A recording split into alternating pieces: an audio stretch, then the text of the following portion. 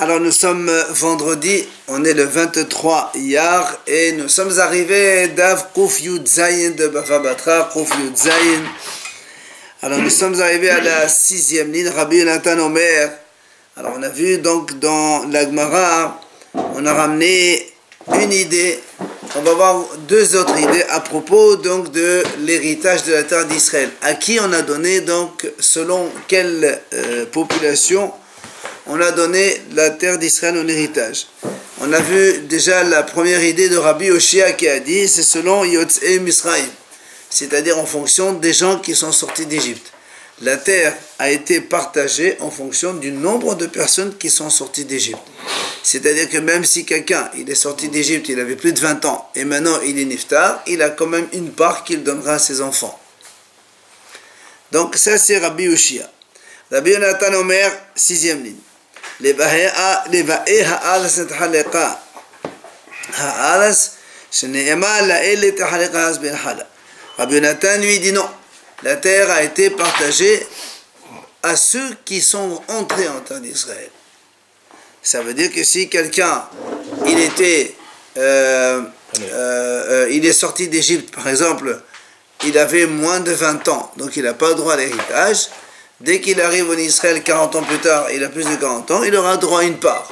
Ou si quelqu'un, quand il est sorti, il était par exemple un seul enfant. Après, entre-temps, il s'est marié, il a eu 10 enfants. Et en entrant en Israël, il avait donc 10 enfants. Et bien, ce sont 10 enfants qui vont prendre une part. Et ainsi de suite. Mais là, pourquoi on dit qu'on a divisé la terre en 12 par personne? Non, non. Il y a en 12, ça c'est les tribus. Et après, chaque tribu, c'est en fonction du nombre de la population.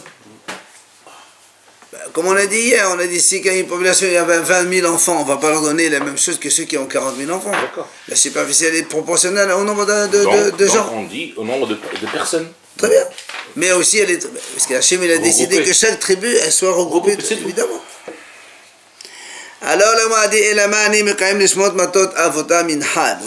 alors, si tu dis que la terre elle a été donnée à ceux qui sont entrés en Israël, puisque le pasuk qui dit la elle était à ceux-là la terre sera divisée. Donc à ceux qui sont entrés, qu'est-ce que tu fais avec le pasuk? Donc l'autre pasuk, l'ishmot matot avotam in halo, selon lequel on a appris hier que tout dépend de ceux, donc de leurs pères qui sont sortis d'Égypte. Alors il explique Rabbi Nathan, il dit en vérité, cet héritage que l'on voit ici, il est complètement différent de tous les héritages habituels. Pourquoi? Il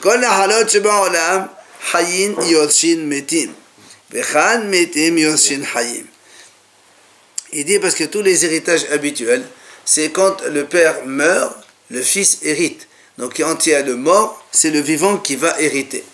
Ici, dans le partage de la terre d'Israël, c'est différent. Ce sont les morts qui vont hériter les vivants. Ça veut dire quoi? Il explique ici, il dit, par exemple, on prend un cas. Il y a deux frères, Réhouven et Shimon. Imaginons que Réhouven, donc, il a un enfant. Shimon, il a 3 enfants. Donc lui, il pense qu'on donne la terre en fonction du nombre de ceux qui entrent en Israël. Si qui entre en Israël, c'est un enfant de Réhouven et 3 enfants de Shimon. Donc on va leur donner cela 4 morceaux. D'accord? Seulement, comme la Torah a dit, ces 4 morceaux, on les retourne chez les parents. C'est-à-dire, on prend 2 messieurs. Donc 2 messieurs. Eux, ils sont sortis d'Égypte, mais après, ils sont morts dans le désert. Mais un, il a laissé un enfant, l'autre, il a laissé 3 enfants. Et lui, il dit que on va donner la terre à ceux qui vont entrer en Israël. Donc, ces deux frères d'origine vont avoir 4 parts. 3 pour l'un et 1 pour l'autre. Seulement après, ça ne s'arrête pas comme ça. Puisque le pasuk dit les shmot matot avotam. Ces 4 morceaux, on les remet pour les 2 frères initiaux. C'est-à-dire, on va dire que les 2 frères ont hérité de 4 parts. Et comme ils sont 2, on redivise en 2. On n'a rien dit. C'est-à-dire, allez, 4 fois 100 mètres carrés, un exemple. Pardon? 4, les enfants.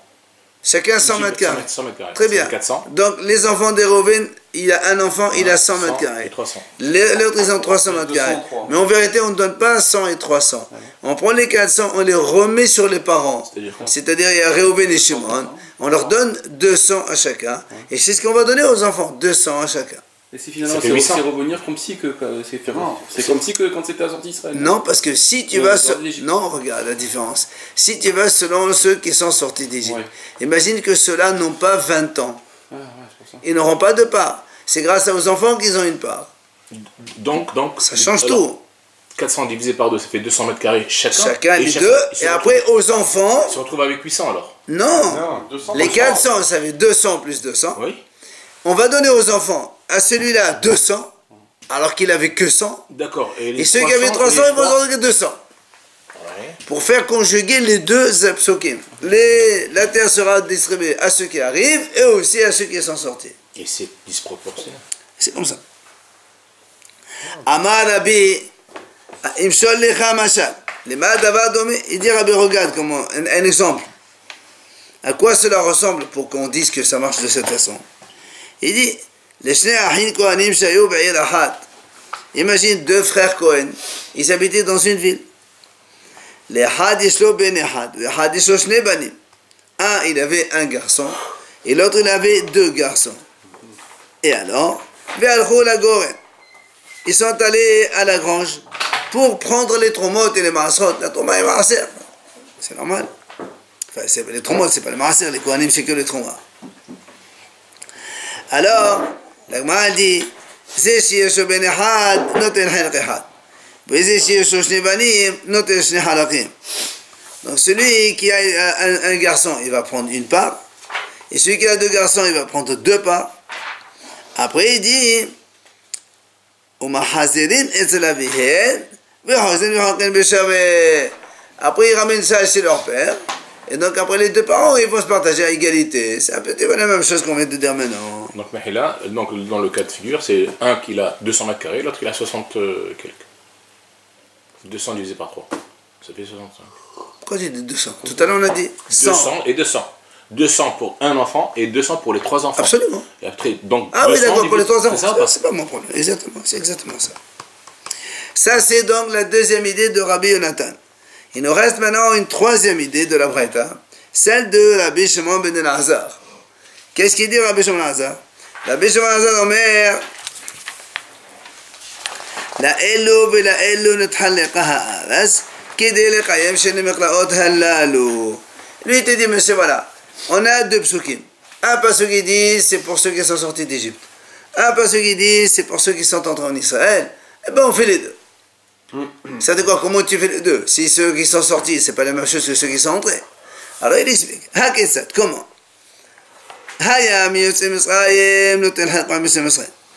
Si quelqu'un il est sorti d'Égypte, il aura droit à une part, alors il prendra une part. Même si après il ne vient pas en Israël.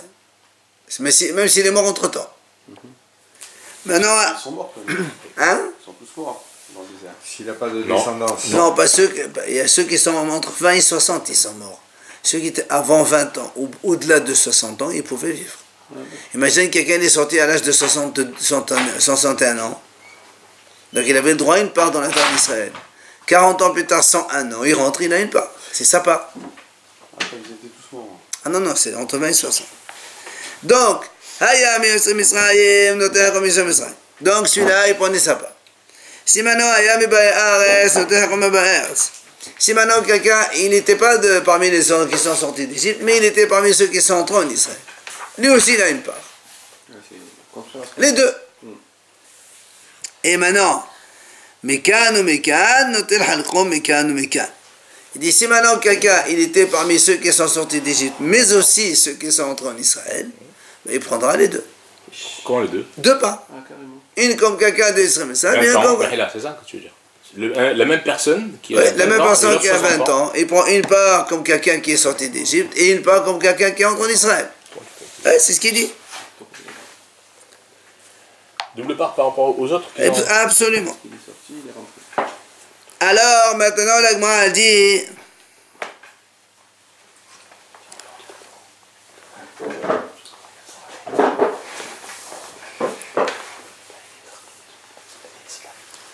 regarde le Rashbam, il donne un cas. Regarde le Rashbam, il dit. Imagine Réhouven, il était âgé de 20 ans quand il est sorti d'Égypte. Il était âgé de 20 ans, donc il a le droit à une part. Maintenant, il est mort, il a eu des enfants. Et les enfants, quand ils sont entrés en Israël, maintenant il a 3 enfants. Donc il a 3 enfants qui ont plus de 20 ans, ils sont entrés en Israël. Normalement, si tu vas selon le premier, ils prennent qu'une seule part. C'est le deuxième, ils prennent que 3 parts. Là, ils vont prendre 4 parts. 3 plus celle de père. Voilà. Quand ils sont entrés en Israël, ils avaient plus que 60 ans, c'est pour ça? Non, 20 ans. Non, quand ils sont sortis d'Égypte, ils avaient plus de 20 ans, on a dit 20 ans. 20 ans. Les enfants. Et quand ils sont rentrés en Israël, alors du coup, c'est parce qu'ils avaient plus que 60 ans ou... Non, quand Israël, qu'importe, celui qui a plus de 20 ans, C'est le père qui avait 20 ans. Oui, le père, il est sorti d'Égypte à l'âge de 20 ans. Il n'y avait pas d'enfant. Au début, il n'avait pas d'enfant. Après, dans le désert, il a eu 3 enfants. Après, lui, il est mort. Donc, après 40 ans, il y a 3 enfants qui entrent. C'est un autre avis. Non, c'est le troisième avis, ça. Troisième avis, voilà. Voilà. Si on va selon le premier avis, ceux qui sont sortis d'Égypte, ils vont prendre une seule part. Si on va selon le deuxième avis de Rabbi Yoshia, comme quand on va selon ceux qui entrent, on leur donne 3 parts. Et Rabbi Shimon ben Elazar, oui. C'est comment le compromis en rouge? Il n'y a pas de compromis. On fait comme les deux. On n'est pas en train de parler d'Alakha ici. Voilà donc on a les 3 avis différents, comment la terre donc d'Israël a été partagée. Maintenant, la Gemara continue. Mais Ragelim, les explorateurs, les 10 explorateurs qui sont été en Israël et qui ont mal parlé d'Israël, donc eux, ils avaient droit à une part. Alors, comme Hachem les a punis de ce qu'ils avaient fait, leur part a été donnée en cadeau à Yehoshua et à Kalev, les 2 explorateurs qui ont bien parlé. D'accord? Donc c'est-à-dire que les 10 explorateurs, ils n'ont pas été... Non, ils avaient une part, mais leur part a été prise et donnée à quelqu'un d'autre. Continuons. Mitlonanim va'adat korah. Lo haya lahem hirq ba'aretz. Les mitlonanim, c'est les plaignants, ceux qui se plaignaient, qui râlaient, on n'a pas de viande, on n'a pas ci, on n'a pas ça. Et toute l'assemblée de Korah qui se sont donc soulevés contre Moshe Rabbeinu, ceux-là, carrément, ils n'ont pas de part. Maintenant... Ils sont morts ceux-là. Eh oui, exactement, ils sont morts. Oui, mais si tu vas selon ceux qui sont sortis d'Égypte, Hein? ceux qui sont sortis d'Égypte, ils sont droit à une part. Ils sont sortis d'Égypte, ceux-là. Alors le mot a dit Abanim. Leurs descendants avaient droit. Et alors leurs enfants, ils font quoi? S'il a des enfants, imaginons des enfants qui ont 10 ans, qui sont entrés en Israël, ils ont 10 ans, ils n'ont pas le droit de part d'héritage. Et comme leur père, il a été déshérité, ils font quoi? Il dit Pourquoi tu parles le code de 10 ans? parce que s'il a 20 ans, lui-même, il a une part. Oui, d'accord. Maintenant, il dit, ceux-là, ils vont prendre par le mérite de leur grand-père, paternel ou maternel. Puisque le grand-père, il aura droit, ou ses enfants, ben, ils se colleront à lui. Et pour les explorateurs, on n'a rien dit. L'explorateur, il n'y a rien du tout. Non, mais c'est la même chose. Ah, il n'a pas dit. C'est la même chose. Et eux-mêmes, ils n'ont pas. Et ça a été chez Yoshua et Caleb. Et leurs enfants, ils prendront chez les grands-pères.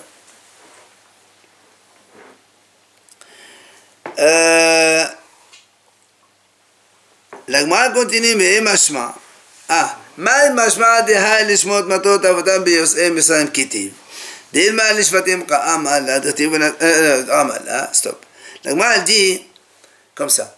Nous on a expliqué, donc depuis hier on a dit, la terre d'Israël a été distribuée selon ceux qui sont sortis d'Égypte. Comment on sait? Parce qu'il y a marqué les shmot matot avotam, en fonction des tribus de leur père, ils hériteront, et on a expliqué leur père, c'est donc ceux qui sont sortis d'Égypte. La Gemara a dit, pourquoi tu dis les shmot matot avotam? Ça veut dire que ça revient sur ceux qui sont sortis d'Égypte.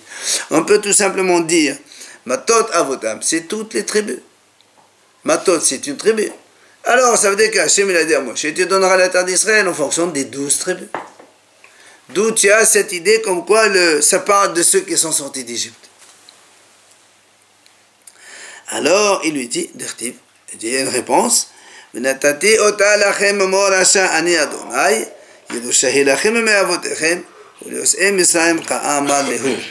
Étant donné qu'Hachem, quand il a parlé avec Moshe Rabbeinu dans Parashat Vayera, il lui a dit, je vous donnerai la terre comme héritage, moi je suis Hachem. Alors, héritage, Ça veut dire quoi héritage? Puisque Hachem il parlait avec la génération de ceux qui allaient sortir. Là, Hachem il parle aux Béni Israël quand ils étaient encore en Égypte pour annoncer la libération. Et donc il disait à Moshe Rabbeinu, tu diras aux Béni Israël, je vais vous sortir d'ici et je vais vous donner la terre d'Israël en héritage. Donc tu vois bien que Hachem il parle à ceux qui sont sortis d'Égypte, à ceux qui allaient sortir, pardon. Et donc c'est pour ça qu'il dit, et Hachem il parle avec ceux qui vont sortir. Et il leur a dit donc c'est un héritage, donc tu vois bien c'est un héritage pour ceux qui sont sortis. Maintenant la Gemara va poser donc une série de questions. Rav Papa, Siman, la Rav, Tzlofhad, Yosef, Erpal, Menaché, Hachem, tout ça c'est des simanim qu'on va voir des donc, enseignements et des questions. Alors, reprenons l'idée principale, c'est qu'on a ici un qui dit que la terre elle a été distribuée en fonction de ceux qui sont sortis d'Égypte, Rabbi Yonatan. Et Rabbi Yoshi a dit non, c'est en fonction de ceux qui sont entrés en Israël. Et le troisième, ça c'est, il a combiné les deux, Rabbi Shimon ben Elazar. Alors, Amal et la papa les Abaye. Papa, il va poser une question à Abaye. Il lui dit, Bishlama lema de Amal et Yosem Islam nethalak ha'asa enu dirtib la tabin hanato la ma'at tabayit na hanato. Ella lema de Amal et Bayas ma'il la tabun hanato kasha. Il dit comme ça. Selon, nous on a un pasuk dans la Torah qui dit comme ça. À propos de l'héritage justement, Hachem il a dit à Moshe Rabbeinu, l'Arav, celui qui est nombreux, tu augmenteras le territoire, tu donneras un territoire plus grand. Velamat, celui qui est peu nombreux, tu donneras un territoire plus réduit. Ok. Alors le Gemara lui pose une question. Si on va, si on va selon ceux qui sont sortis d'Égypte, la Gemara veut comprendre que ça veut dire cette phrase. Celui qui est nombreux, tu donneras un plus grand terrain. Celui qui est peu nombreux, tu donneras un moins de terrain. La Gemara dit comme ça. Si tu dis on va selon l'héritage, c'est selon ceux qui sont sortis d'Égypte. Je comprends pourquoi Moshe il insiste. Ça veut dire quoi? Parce qu'imaginons, quand il est sorti d'Égypte, ils étaient 4. Maintenant, en Israël, ils ne deviennent que 2. Ah, je comprends que Hachem dit à Moshe, tu sais, maintenant, comme ils ont diminué, tu leur donnes un territoire plus réduit, puisque on va selon la sortie, l'entrée en Israël. Ou bien celui qui était 1, en sortant d'Égypte, maintenant il devient 10. Alors Moshe Rabbeinu, Hachem lui dit, attention, celui-là il est devenu nombreux, il faut lui donner plus. Mais si on va selon ceux qui sont entrés en Israël, ça veut dire quoi? Celui qui est nombreux, tu donnes, celui qui n'est pas nombreux, tu ne donnes pas. C'est celui qui est en Israël. Le nombre de gens qui vont entrer, on va leur donner un part d'héritage. Ils ont tous la même chose. Donc, 3 personnes. D'accord? Donc ça veut dire quoi? La Tadbe. Celui qui est nombreux, tu augmentes. Qu'est-ce qui a augmenté? On augmente, et si tu vas selon qui vont entrer en Israël. Celui qui va entrer en Israël, il prend une part. Celui qui rentre pas, il n'y a pas de part. Donc ils ont tous la même part égale. Il y a pas, ça ne veut rien dire. Celui qui est nombreux, tu donnes beaucoup. Celui qui donne moins, tu donnes moins. Comment répartir un exemple? Un exemple. Tu me dis comme ça. Il y a 10 enfants qui rentrent en Israël. Toi, tu me dis, voilà, puisqu'ils sont 10, on leur donne 10 parts. Ça veut dire quoi 10 parts? C'est tous la même, tout le monde va avoir la même part. Ça veut dire quoi? Moi, ça non. Par rapport aux autres calculs, bon. Ah non, chaque juif, il a une part identique. Tous les juifs, ils ont la même part. Maintenant, qu'est-ce que ça veut dire? Celui qui est nombreux, tu donnes plus. Par rapport à quand ils sont Pardon? d'Égypte. Et non, parce que lui, il ne tient pas compte de ça. Ah, voilà, Et lui, il tient compte que ceux qui sont entrés en Israël. Ils sont 10, tu leur donnes 10.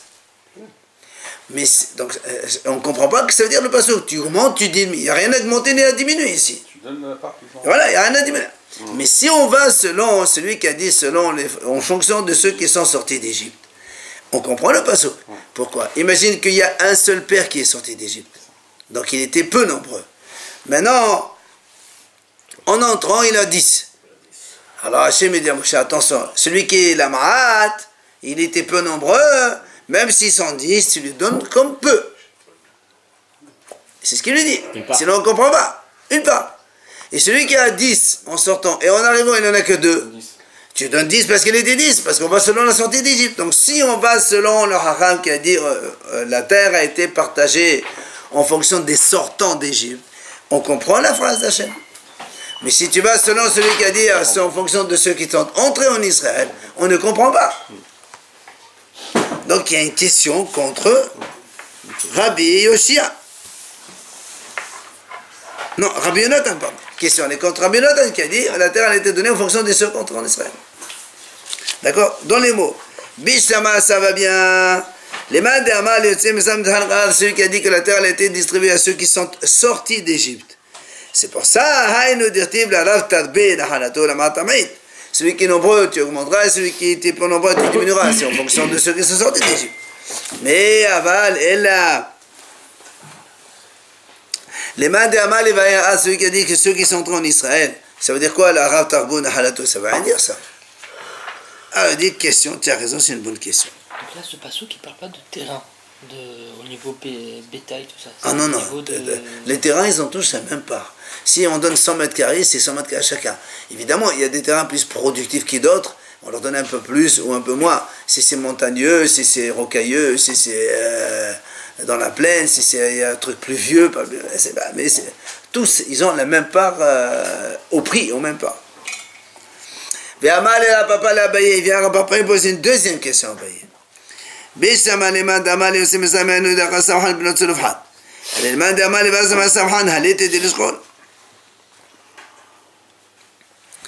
Il pose une deuxième question. Il dit très bien, celui qui a dit, rappelez-vous l'histoire de Sofhat, des filles de Sofhat. Les filles de Sofhat, il y avait 5 filles, elles devaient aller entrer en Israël, ils sont venus voir Moshe Rabbeinu. Il dit que notre père il est mort, on veut notre part. Alors on a dit, attends, si tu dis que la terre d'Israël elle est donnée à ceux qui sont sortis d'Égypte, donc Sofhat il est sorti d'Égypte, donc elles ont le droit de réclamer leur part. Mais si on dit que la terre d'Israël était donnée en fonction de ceux qui sont arrivés en Israël, eux, c'est 5 filles. En Israël, elles n'ont aucun droit, c'est des filles. Qu'est-ce qu'elles réclament quoi? Il n'y a rien à réclamer. Hein? Mais on s'en fout, elles, c'est des filles. Il y avait le grand-père. Hein? Il y avait le grand-père. Il y avait le grand-père, là. Je ne sais pas si c'était vivant. C'est la réponse. La réponse, donc, c'est une question. Celui qui a dit les Vaïa, ça n'a rien à dire. Qu'est-ce que tu veux maintenant? Il dit non, la réponse ici, et ça, il y a une réponse. La Hazara avait le tribunal Hefer. On va dire non. Elles ont, même si elles n'avaient pas le droit à cause de Tzlofhad. Non, parce que c'est des filles. Et voilà. La Hazara. On joue sur un grand-père. Non, parce que nous on a dit, rappelez-vous, 2 secondes. Rappelez-vous, celui qui a dit les Baïa Ares, celui qui a dit les Baïa Ares, ceux qui sont en Israël, après on a dit on remet au père, d'accord? Et après on redistribue. Ben là aussi, c'est pour ça qu'elles ont réclamé. Ça veut dire, eux elles sont 5 filles de Tzofhat. Il y a d'autres frères à Tzofhat. Donc, les filles en général n'ont pas de part. Mais Tzofhat il a une part. Imagine, il y a 2 frères encore. On va leur donner 3 parts. Mais après on a dit, les 3 parts, on va les remettre sur le bien de Hefer, qui est le grand-père, qui est 1. Et après on distribue. Donc elle voulait maintenant bénéficier de cette redistribution par rapport. Vous vous rappelez, on a dit tout à l'heure, quand on donne ceux qui sont entrés en Israël, on a dit l'exemple de Réhouven et Shimon, il a un enfant, l'autre il a 3 enfants, on leur donne 4 parts, après on remet sur les 2, on passe à 2-2. La même chose ici. Elle dit, nous on n'a pas de part. Tzofhad il n'a pas de part. Mais Tzofhad avec ses frères, le bien, il retourne chez le grand-père, et après il revient chez les enfants. Alors c'est ce qu'on réclame. Il avait une part, c'est l'Ofrad. Hein? Il a vu une part, c'est l'Ofrad, on a dit. Non, il n'est pas entré en Israël. Ils sont entrés. Mais il est sorti d'Égypte, on a dit. Non, pas la question, elle est celui qui a dit ils sont entrés en Israël. Parce que celui qui est sorti d'Égypte, il n'y a même pas de question. C'est normal. Hein? Pourquoi tu parles des frères de Selefhad? Parce que, enfin, je ne sais pas combien il y a de frères. Comment elle veut réclamer le retour de territoire? Si Tzofhad, il n'a pas de part. Pour réclamer le retour, il faut que les enfants aient une part en Israël. Oui. Après, on redistribue ça sur les parents. Et après, on remet. Et elle voulait, donc, ce qu'on remet dans le tas, donne-nous de ce tas. C'est logique.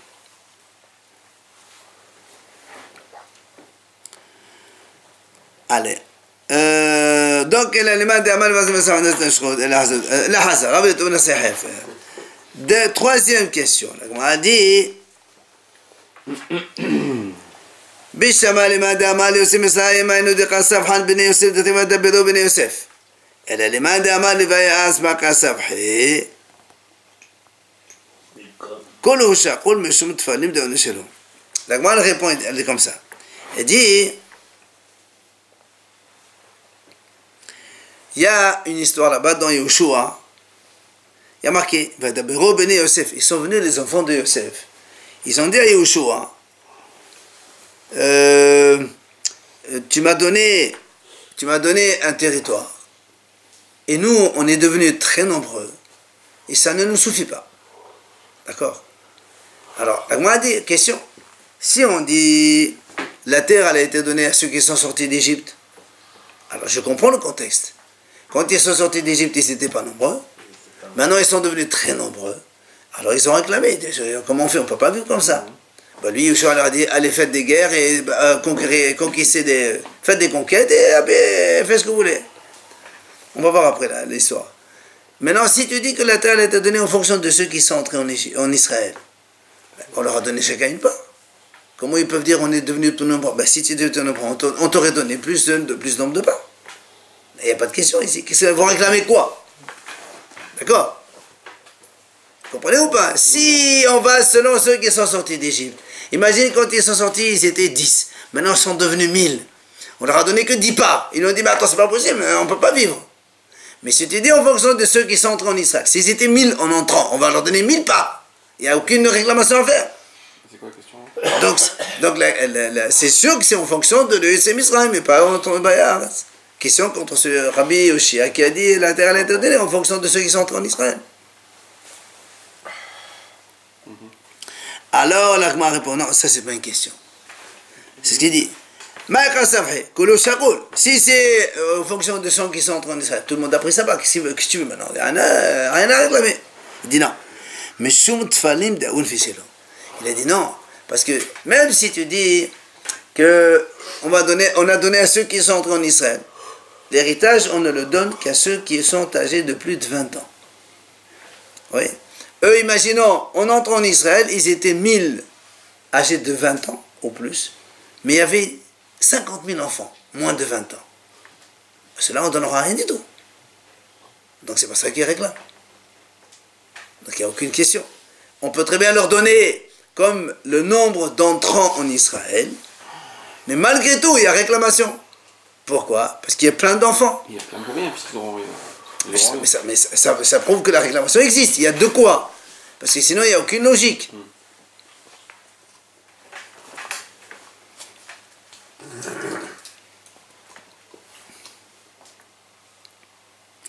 Amar Abaye, il a dit à Abaye, Shema Mina, on apprend de là.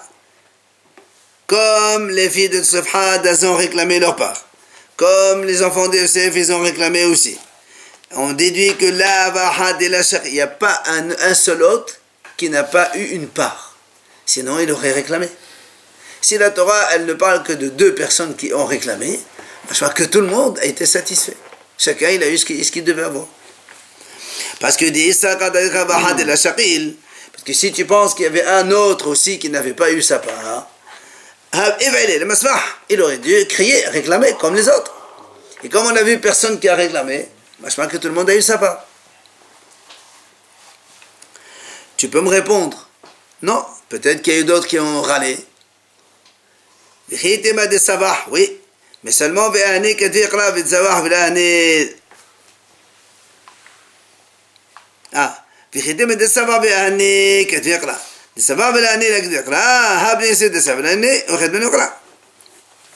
il m'a dit, et si tu me réponds, non, il y a eu d'autres qui ont râlé.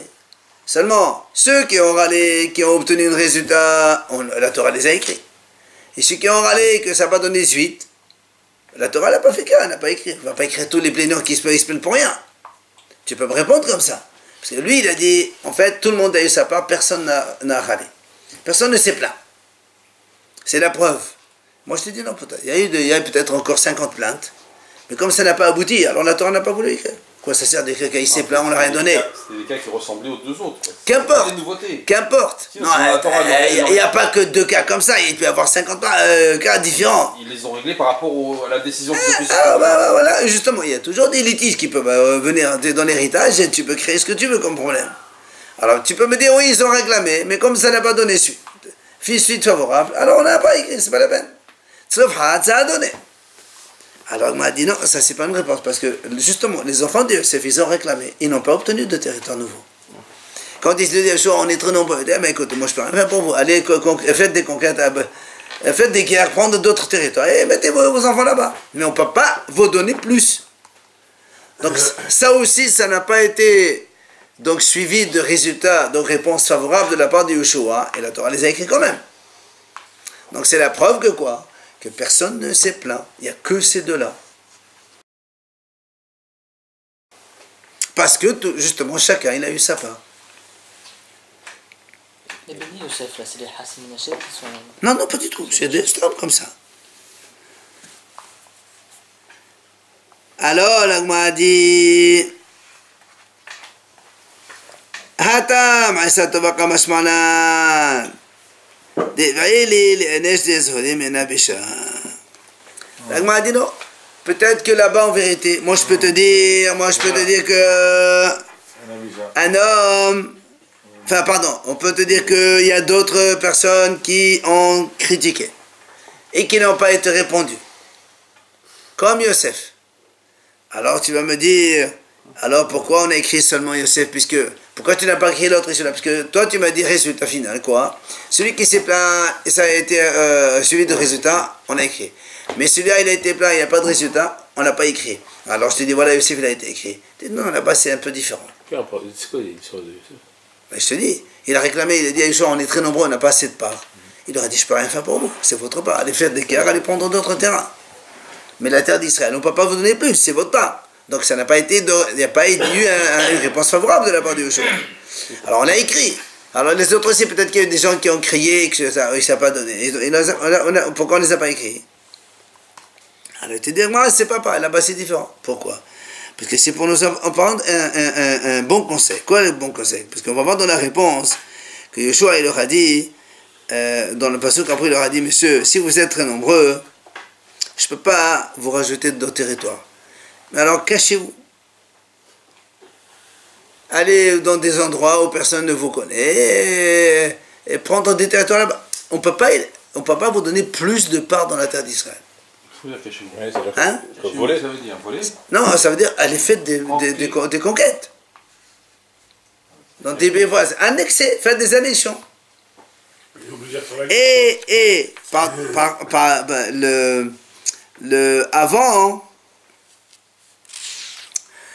avant cela, Yeshua il leur a dit, cachez-vous. C'est-à-dire cachez-vous, comme ça on ne voit pas que vous êtes très nombreux. Alors peut-être que l'Agma a dit ici, Yeshua il voulait leur dire, quand vous êtes très nombreux, vous avez peur de rien à rien, cachez-vous comme ça on ne vous voit pas. C'est pour ça que la Torah t'a mis l'exemple de Yosef. Normalement, quand quelqu'un il râle et que ça ne marche pas, on n'écrit pas. Et tu sais pourquoi on a écrit ce décès, pourtant ça n'a pas donné de résultat? C'est parce que là-bas on apprend un autre enseignement. Qu'un homme doit faire attention des mauvais œils. Comme eux ils étaient trop nombreux, Rabbi Yeshua leur a dit, monsieur, cachez-vous comme ça on ne vous voit pas. Donc faire attention. D'accord? Après donc on verra la suite aussi que... Jamais on parle de ça.